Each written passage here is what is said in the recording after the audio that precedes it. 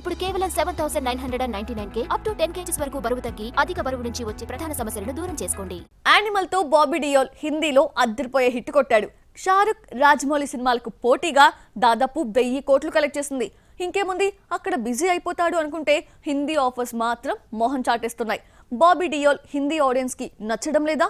Have a look. Animal లో Ranbir Kapoor acting కి ఎంత పేరు వచ్చిందో బాబీ రోల్ కి కూడా మంచి గుర్తింపే వచ్చింది. ఇంకేముంది, టర్నింగ్ పాయింట్ అవుతుంది అని అందరూ అనుకున్నారు. తీరా చూస్తే యానిమల్ రిలీజ్ అయి 5 నెలలు దాటినా బాబీ డియోల్ కి సౌత్ ఆఫర్స్ తప్ప హిందీలో ఒక్క ఛాన్స్ రాలేదు. బాబీ డియోల్ కెరియర్ 1995లో బర్సాత్ మూవీతో మొదలైంది. స్టార్ స్టేటస్ రాకపోయినా యూత్ లో గుర్తింపు దక్కింది.